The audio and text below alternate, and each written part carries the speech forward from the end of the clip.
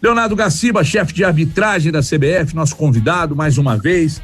É um prazer recebê-lo aqui no Arena 98. Tudo bem, Gaciba? Como andam as coisas, Gaciba? Tudo bom, Everton? Tudo tranquilo, graças a Deus. Aqui exercitando resiliência, né?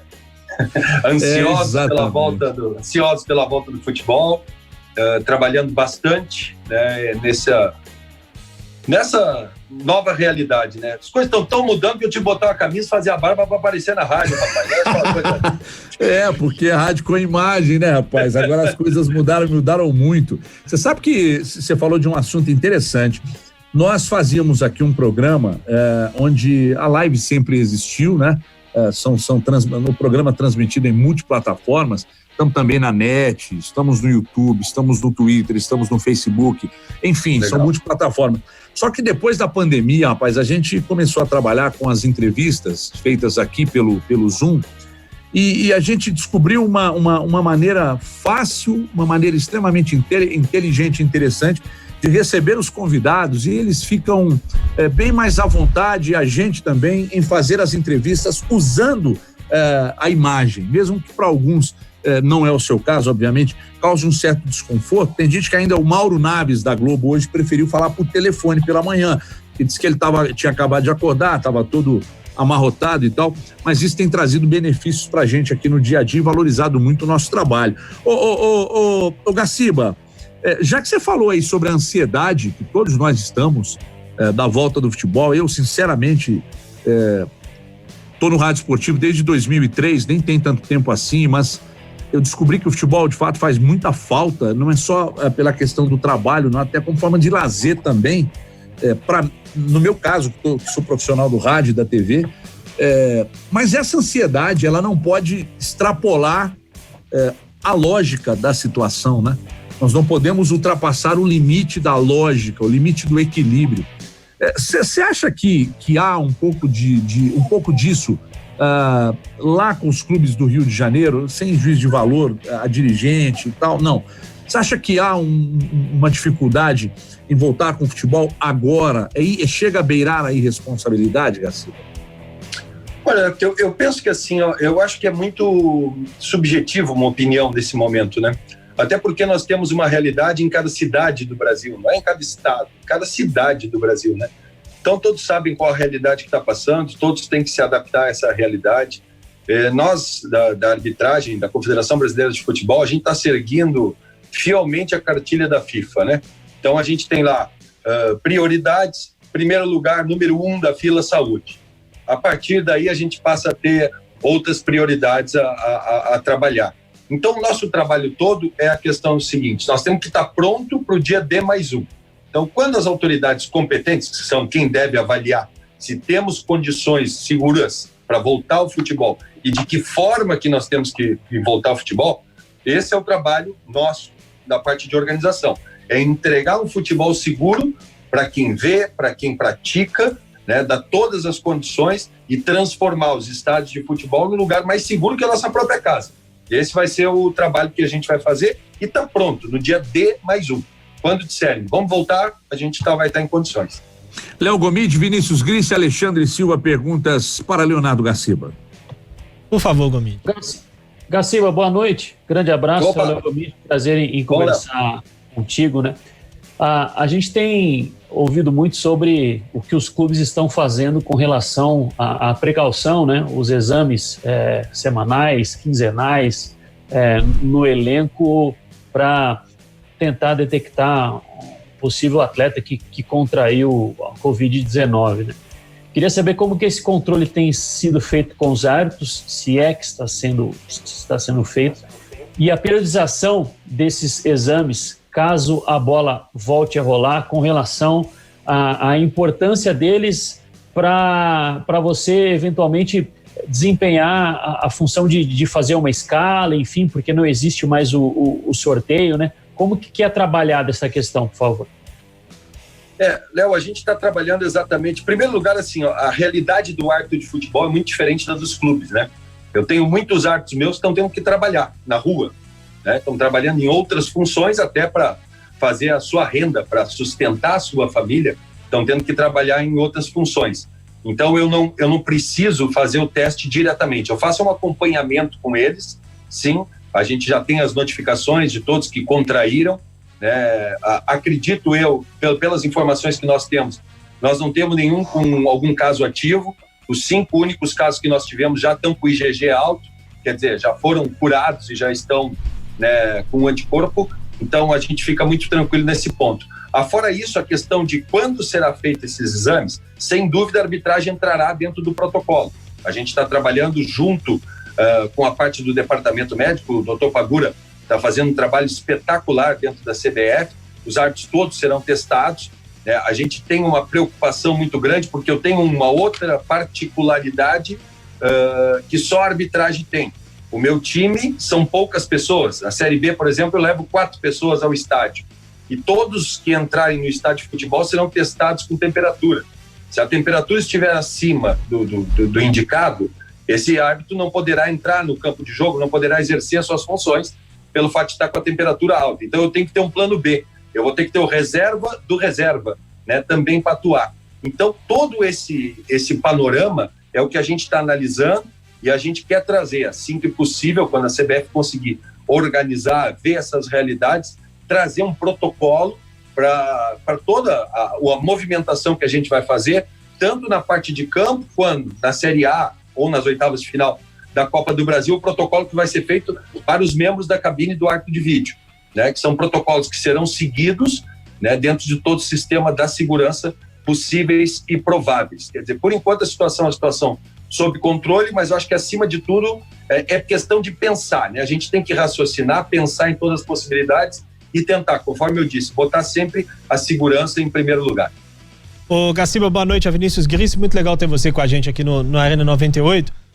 Queria que você falasse um pouco, né, da questão financeira, né? A gente sabe que o árbitro sofre muito com a não profissionalização da categoria. É uma pauta antiga, inclusive, de reivindicação da categoria dos árbitros, e nessa paralisação eles ficaram praticamente a ver navios, né? A gente teve já algumas ajudas da CBF, mas eu imagino que em relação ao que o árbitro tinha normalmente, um valor muito pequeno, né?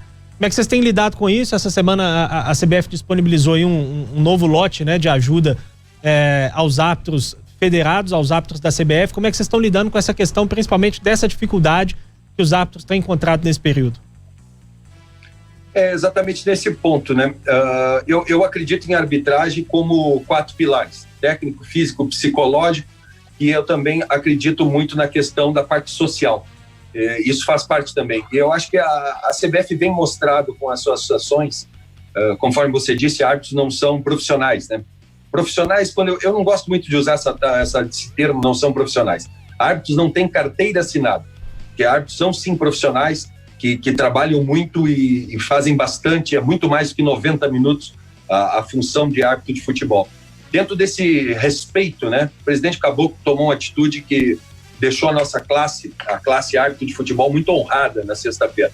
Além de fazer o que você colocou, a questão de um adiantamento inédito de taxas aos nossos árbitros. A melhor taxa ganha ano passado, nós já demos o 3º adiantamento de taxa.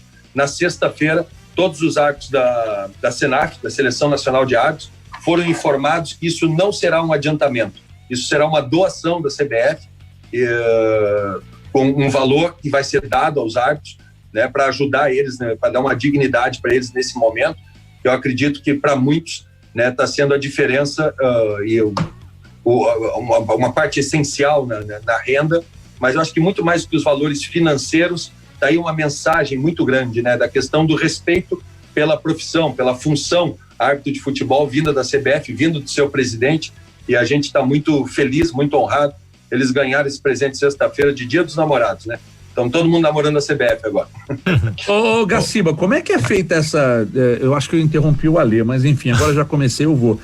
Como é que é feita essa divisão entre árbitros FIFA, até o árbitro que apita jogos de menor expressão? O que nós fizemos, Everton, foi a questão de trabalhar dentro da realidade do próprio árbitro. Então nós pegamos todos os jogos que foram trabalhados ano passado e pegamos a melhor taxa, ou seja, o melhor campeonato que ele trabalhou, o principal jogo que ele trabalhou, a melhor taxa, e esse vai servir como referência. Óbvio, árbitros que fazem parte do quadro da FIFA têm uma taxa melhor, né? Eles chegam a R$5.000 na Série A, né? Esses árbitros estão recebendo cotas de R$5.000 a cada mês, né? Um assistente ganha R$3.000. Então, esses assistentes estão recebendo essa cota de R$3.000 por mês. Aquele árbitro que está começando dentro do quadro nacional, que trabalha somente em competições amadoras, a sua realidade financeira é outra, né? As suas necessidades é como uma empresa, né?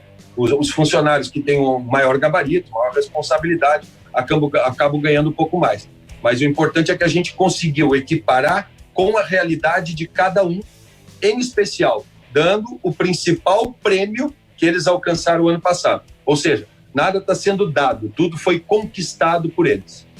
Ô Gaciba, boa noite, é o Alexandre, prazer receber você aqui no Arena 98. Eu lembro que da primeira vez que você esteve com a gente aqui no Arena, foi logo no início, né, dessa pandemia, logo quando parou mesmo o futebol, e eu te fiz uma pergunta e eu queria saber se mudou alguma coisa. Eu fiz uma pergunta, você respondeu categoricamente, mas agora já 3 meses depois, quero saber se mudou com relação ao VAR. Até porque, mais ou menos uma semana e pouco depois que você falou aqui pra gente, surgiu um burburinho aí de que quando voltasse o futebol no Brasil, o VAR poderia não ser escalado por causa de aglomeração, todo mundo dentro de daquela salinha ali, coisa e tal. Você acha que corre esse risco da gente voltar ao futebol no Brasil não utilizando o VAR, ou a posição ainda é firme da CBF que essa possibilidade não existe, Gaciba? Eu acho que o VAR deixou de ser um luxo, né, Alexandre? O VAR passa a ser uma necessidade. Ainda mais num momento como esse, a CBF enxerga que cada vez mais é importante que as posições do Campeonato Brasileiro da Série A, cada uma delas pode valer milhões. Um erro de arbitragem pode trocar essas posições na tabela. Então, o VAR passa a ser um investimento. Na questão de segurança, eu acredito que o contato no campo de jogo entre os jogadores, numa disputa de bola, é muito mais arriscado que numa cabine, onde a gente pretende, né, tomar todas as medidas, como utilização de máscara, luvas, álcool gel, né, passa a ser um negócio mais tranquilo para a gente fazer o controle disso. A CBF nunca trabalhou, em momento algum, com a possibilidade de não ter o árbitro de vídeo. Nós sempre trabalhamos com a situação, trabalhamos com a possibilidade e a confirmação do árbitro de vídeo, e continuamos trabalhando assim, né? Eu não bato o martelo de uma forma definitiva, 100%, porque isso é uma coisa que eu aprendi com essa pandemia. A realidade de hoje, ela não é a mesma de amanhã. A verdade de hoje não é a mesma de amanhã.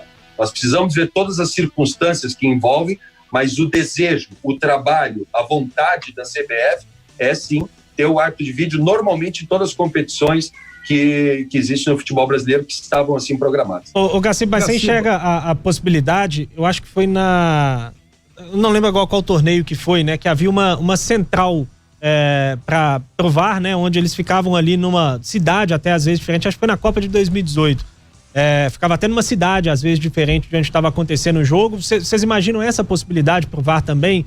Às vezes para evitar a aglomeração, para facilitar um pouco a questão de controle de acesso, que os árbitros estejam todos do VAR focados em um mesmo prédio, um mesmo local, e que possam inclusive fazer mais de um jogo no mesmo dia? Essa é uma ideia que a gente vem trabalhando, né? O VAR centralizado, ele está sendo trabalhado dentro da CBF, só não é uma coisa tão simples assim. Nós temos um continente chamado Brasil, né?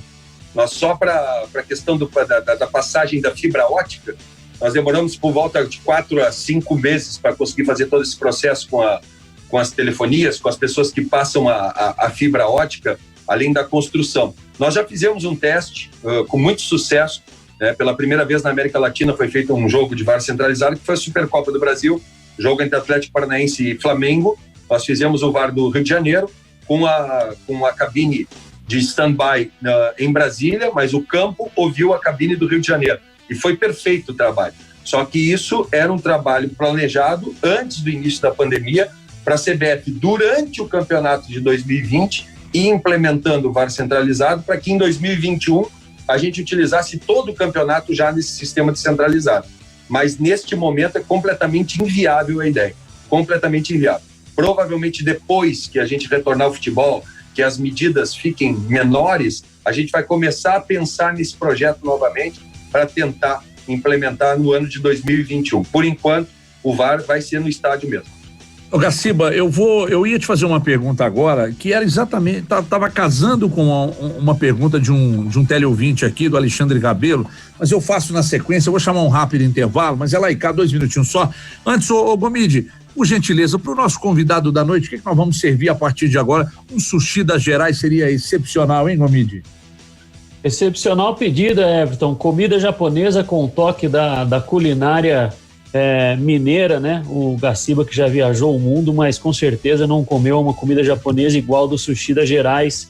Então você pode pegar o seu telefone e discar agora 3593-9428, 3593-9428, que é a unidade de Betim, fazer o seu pedido neste exato momento, sempre lembrando que Sushi das Gerais é apenas delivery, não temos ainda presencial. A unidade da Savassi já funcionando a pleno vapor ao lado aqui da rádio, na rua Gramogol. Você pode pedir então na região centro-sul de BH, se você mora no centro, região do Barreiro, liga no 2512-6997, 2512-6997, que é a unidade da Savassi. Mas se você é de Contagem, 3352-2505, 3352-2505, 2 ótimos pratos na tela para quem nos acompanha nesta terça-feira na live, ou se prefere a comodidade do aplicativo, baixa lá na loja, iOS ou Android, aplicativo exclusivo Sushi das Gerais, faz o seu pedido, cupom ARENA98, você ganha desconto, 10% no dinheiro, 5% no cartão e vai saborear comida japonesa com toque da culinária mineira, Sushi das Gerais. Ô, Grice, e pra beber, o que temos nesta noite, hein, Grice? Pra beber, Everton, Confraria do Porão, cerveja de primeiríssima qualidade, feita aqui em Belo Horizonte, com todo cuidado, com todo carinho, que vai chegar na sua casa nessa quarentena, bastante fresca e gostosa. Isso porque as cervejas da Confraria do Porão não são pasteurizadas nem filtradas, ou seja, saem direto do tanque pra sua casa. Quer saber, quer conhecer? Só pedir no nosso WhatsApp Delivery 98322-6816. 98322-6816, você pede e as cervejas chegam na sua casa. Quer conhecer um pouco mais do trabalho? É só seguir lá no Instagram, que é o @doporão, cerveja de verdade, cerveja de primeira qualidade, Pilsen, American IPA, Irish Red Ale e também o sucesso, a nossa Summer Ale com casca de limão siciliano. Confraria do Porão, beba com moderação. Muito bem, rápido intervalo, 2 minutinhos só e a gente já volta a sequência aqui do nosso Arena 98. Até já. Estamos de volta, 8h28, 8h28, de volta com o nosso Arena 98, recebendo Leonardo Gaciba, chefe de arbitragem da CBF. Ô Gaciba, você disse agora há pouco que os árbitros, eles não estão sendo testados, né, com frequência, como os jogadores estão fazendo e tal, mas lá no Rio de Janeiro estão querendo fazer jogo agora, amanhã, né? Então assim, o árbitro escalado, como é que funciona o seu papel nesse árbitro que será escalado para o jogo? Eu estou dizendo assim, você interfere, porque é o campeonato estadual, não tem interferência da CBF e tal, mas há algum tipo de orientação e recomendação que você, como chefe de arbitragem, faz à Federação do Rio de Janeiro com relação aos cuidados com o árbitro? A gente está cuidando, tá, dentro das observações, a gente tem conhecimento das ações que estão sendo feitas. A Federação do Rio de Janeiro chamou hoje, em caráter de urgência, todos os árbitros que vão trabalhar no futebol carioca para fazer o teste, né? Então eles fizeram hoje o teste, né? Hoje na parte da tarde os árbitros cariocas já fizeram o teste. A gente já sabe de outras federações que estão com data de retorno já marcada, que os árbitros aos poucos estão sendo testados, mas isso é uma particularidade de quem administra a competição, né? Nós temos muitas competições que talvez nem aporte financeiro tenham para isso. O que eu garanto é dentro dos meus campeonatos da Confederação Brasileira de Futebol, que sim, nós vamos tomar todos os cuidados com os nossos árbitros, mas acima de tudo quem tem a gerência sobre esse campeonato são as federações locais, mas a gente está sendo informado, né, pelos árbitros de todo o movimento, até para a gente, né, ter uma noção, né, de como eles estão, e esse acompanhamento é fundamental para a gente poder tomar as nossas atitudes quando o Campeonato Brasileiro voltar. Ô Gaciba, uma curiosidade que eu que eu tenho, já entrevistamos outros árbitros aqui, mas acabei nunca perguntando, né?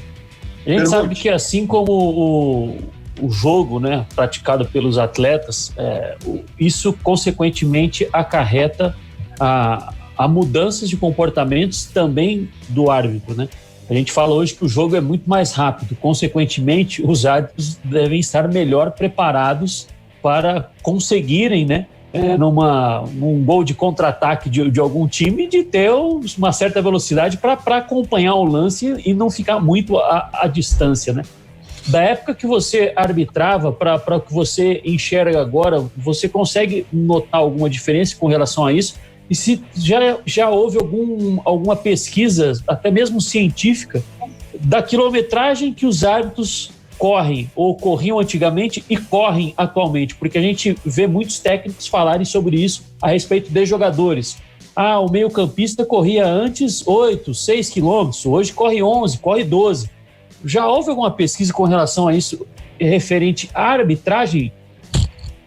Sim, existe bastante pesquisas. Os meus árbitros são todos aferidos dentro do campo de jogo. Em média, de 10 a 11 quilômetros eles correm. Para você ter uma noção mais ou menos do que é isso, o árbitro que apitou a final de 1970 correu 5. Né? Hoje os árbitros correm de 11 a 12 quilômetros. O árbitro que apitou a última final da Copa do Mundo correu 11,5 km. O Arnaldo correu 7 na final de 82. Né? Então a intensidade é muito maior. Sabe onde eu vi isso, Léo? Em especial, quando eu saí do campo e fui para trabalhar na TV e fazer comentários via televisão. E eu passei durante 8 anos treinando o meu olho, né, para a questão de análise de vídeo, que era o mais importante para mim. Então, eu via jogos no campo, mas longe, né, nas cabines de transmissão. Quando eu voltei agora, depois de 8 anos, para dentro do campo, é outro jogo. Em relação ao que eu apitava 10 anos atrás, é uma outra partida de futebol. É uma coisa impressionante a intensidade do jogo, o tempo por raciocínio que os árbitros têm para visualização, para raciocinar, para conseguir formatar. É uma coisa incrível a exigência que existe para um árbitro de futebol hoje em dia. Eu acho que é como jogador, né? É um outro tipo de esporte, né, que vai ganhando contornos, né, de exigência física máxima, né? Prova disso é que a gente vai entrar agora nas competições do Campeonato Brasileiro. Até por isso a CBF optou por utilizar essa mudança temporária na regra do jogo, né, permitindo 5 substituições dos jogadores em todos os jogos, né, que a CBF coordena, né, a partir agora do retorno, desde que seja feito em 3 momentos, para nós não ter perda de tempo. Né? Infelizmente ainda não existe substituição de árbitro, né? Mas quem sabe um dia a gente vai chegar lá. O Gaciba, até aproveitando esse gancho, queria que você falasse um pouco do impacto dessa mudança, né, no jogo que ela pode ter, do aumento das substituições, e se a gente vai ter alguma outra alteração também, inclusive nas orientações da CBF para os árbitros, com relação, por exemplo, à comemoração de gol, o que pode ser feito, o que não pode ser feito por conta da pandemia, se vocês já têm uma definição a respeito disso. A FIFA também já passou algumas diretrizes a respeito disso, em especial comemoração de gols, né?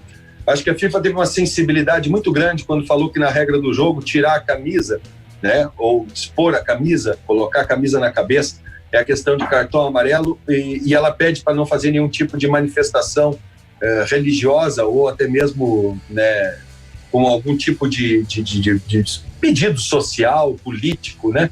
E agora teve as comemorações fazendo protesto em relação aos fatos ocorridos nos Estados Unidos a respeito do racismo, né? E a FIFA já disse, olha, acima de tudo o árbitro tem que ter bom senso.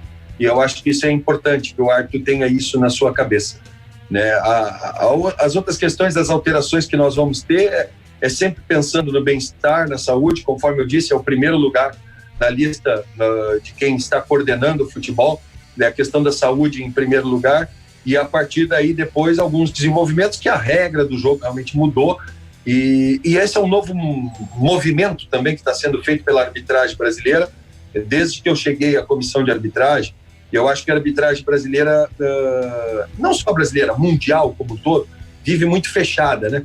Vive num local muito fechado, num local de desenvolvimento, e eu acho que está na hora da gente começar a expor o que os árbitros de futebol fazem para conseguir chegar dentro do campo, né? E as linhas de atuação.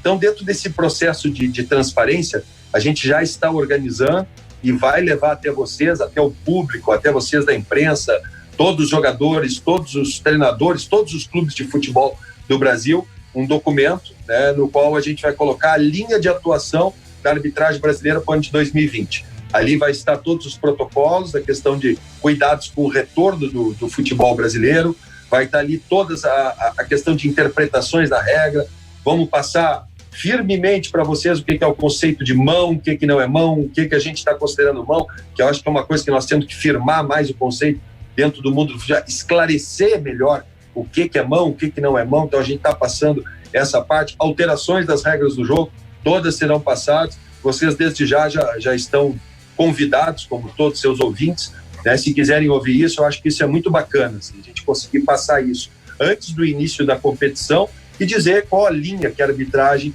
vai tomar dentro do Campeonato Brasileiro. Eu espero uma volta realmente diferente. Os árbitros alemães mesmo já fizeram uma afirmação que o jogo sem torcida, e depois de tudo isso que aconteceu, parece que os atletas estão com outro tipo de mentalidade, né? A questão de respeito, do respeito ao jogo como um todo, não o respeito somente à arbitragem de futebol, o respeito ao companheiro, o respeito às regras, o respeito ao jogo como um todo. Parece ser um jogo que voltou diferente do futebol, mas a gente só o tempo vai nos mostrar se essa realidade realmente vai se firmar. Tomara que sim. Eu acho que esse é o trabalho de todos nós, né? Ter um espetáculo melhor como um todo, e esse é o trabalho que a gente vem fazendo para afirmar cada vez mais essa questão da melhoria da qualidade do produto futebol, mostrando para o povo, até porque a gente sabe que futebol é o espelho da sociedade, mas a sociedade também é o espelho do futebol. O futebol é muito grande, e com isso acredito que os nossos atos dentro do campo refletem diretamente na sociedade brasileira. Ô Gaciba, é porque você tocou aí com relação a jogos sem público. É claro que até o final do ano tende a ser assim, né, em todos os países, mas de uma forma geral, você acha que jogo sem público, o árbitro tende a ser mais assertivo? Você acha que isso influencia na decisão do árbitro dentro de campo? Tem alguns fatores. Eu apitei jogos sem público. Tem alguma coisa que o público traz para a arbitragem como um todo. O público dá muito nível de concentração para o árbitro. É muito bom o nível de concentração. Ele mantém o árbitro muito ativo mentalmente. Ele faz bem para o árbitro na questão da concentração. Então, a grande final, tu não precisa nem te preocupar que teu nível de atenção, o estádio lotado, está lá em cima, sempre. Então, a ausência de público pode tirar um pouco do calor do jogo, dessa questão do calor do jogo. Então, eles vão ter que trabalhar muito bem a parte mental, né, para conseguir. E, fora isso, assim, a comunicação entre árbitros e atletas, que normalmente é uma comunicação feita ali de uma forma muito natural, muito rápida, ela tem uma tendência a mudar um pouco, tanto dos atletas como do árbitro. Mas eu acho que o grande desafio vai ser esse, a questão de manter o nível de concentração alto para encarar essa velocidade que você estava colocando aí, que o jogo de futebol tem hoje em dia e todas as suas exigências técnicas, né? Eu acho que tem seus fatores positivos, tem seus fatores negativos. Para o futebol como um todo, só perde o futebol se não tem público. Ele é o motivo de ser do futebol. Agora, o árbitro de futebol tem alguns fatores para ele conseguir trabalhar isso logo em seguida. Gaciba, você acabou de falar aí sobre a importância que o futebol tem, até mesmo sendo o elo para manifestações políticas. Alguns jogadores optam por, de repente, fazer algum tipo de movimentação religiosa, mas aí você recebe da FIFA algumas sobre a questão do racismo, vem ganhando muita força no mundo e inevitavelmente nós iremos também na volta do futebol aqui no Brasil assistirmos efetivamente alguns jogadores manifestando com respeito a isso e tal. Tem alguma orientação que chega da FIFA, e aí eu não estou falando de determinação, mas sim de orientação, que você entendendo que ela de repente é muito radical, você se posiciona contra? Quando você faz reunião com seus árbitros, você diz, olha, nesse caso aqui a FIFA está orientando que a gente deveria fazer assim, mas eu entendo que não pode ser assim, por isso e isso, e você dá uma tergiversada e sai um pouco da orientação da FIFA, ou você não faz isso em hipótese alguma, até com medo de que a responsabilidade para cima de você depois seja muito grande? Eu acho que existe uma diferença muito grande entre orientações e regras e leis, né? Então, para mim, o que está escrito tem que ser cumprido e não tem volta. Se estiver escrito, nós temos que cumprir, não tem volta. Está escrito na regra do jogo, eu nunca gostei, pessoalmente. O jogador que coloca a camisa na cabeça tem que tomar o cartão amarelo, mas está escrito, é lei. Ela está escrito, não tem volta. Se botar a camisa na cabeça, vai tomar cartão amarelo. Né? A questão de segurança agora é que tem que ter um pouco de sensibilidade.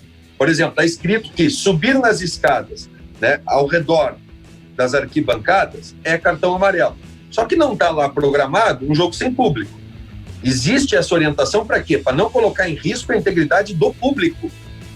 Num jogo sem público, se o cara subir na escadinha lá, ninguém vai dar cartão para ele.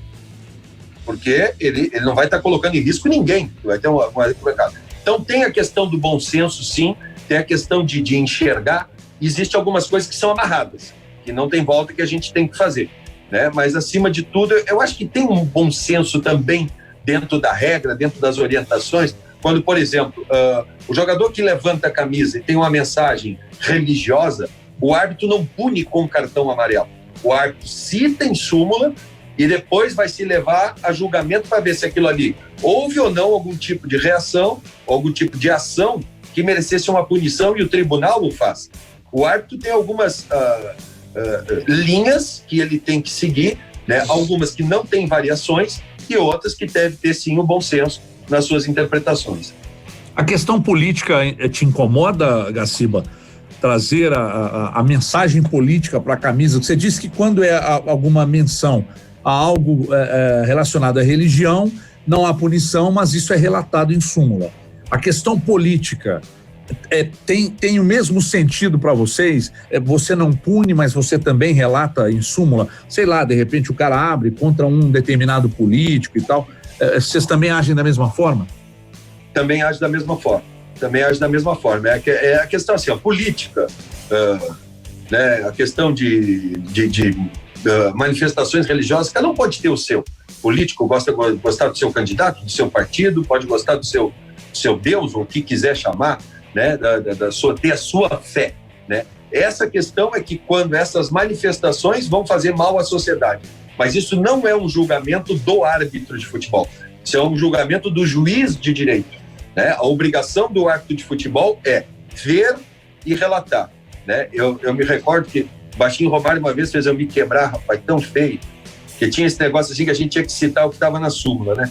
E o Romário fez um gol no primeiro tempo, ele era tão danado, ele fez um gol no primeiro tempo e botou lá, na época, o presidente, não me recordo, acho que era o FHC, que era o presidente, né? E ele botou uma faixa exatamente dizendo, estamos apoiando você.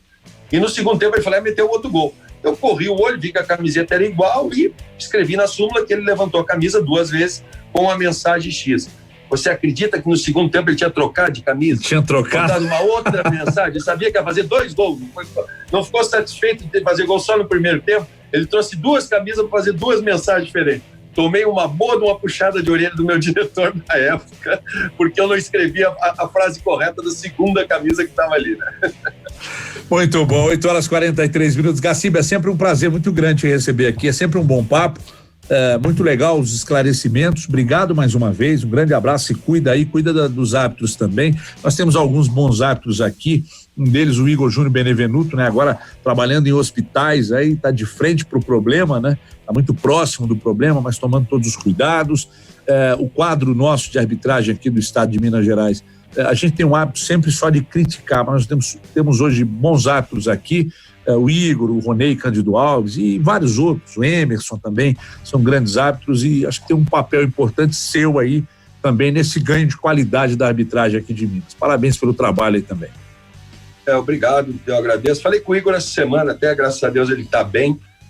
Não posso deixar de citar, quando falar em arbitragem mineira, o Ricardo Marques Ribeiro, né, uma referência, né, árbitro que foi do quadro da FIFA há muito tempo, uma referência para nós da arbitragem.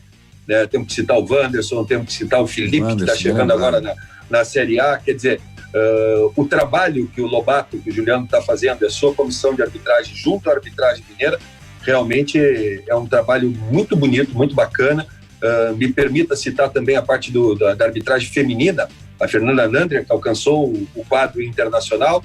Me permita citar os assistentes, Guilherme Camilo, uma referência, né, nacional para todos nós. Então, quer dizer, a arbitragem mineira sempre foi, sempre será uma referência para a arbitragem brasileira, e a gente está muito feliz, assim, de cada vez mais estar aparecendo talentos novos na arbitragem mineira, além de firmar, né, os que já vêm com trabalho há muito tempo, de muito respeito, né? Então, eu gosto muito do estilo de apitar de Minas Gerais. Tá de parabéns, pessoal, que está fazendo um trabalho aí. Valeu, Gaciba, um grande abraço, muito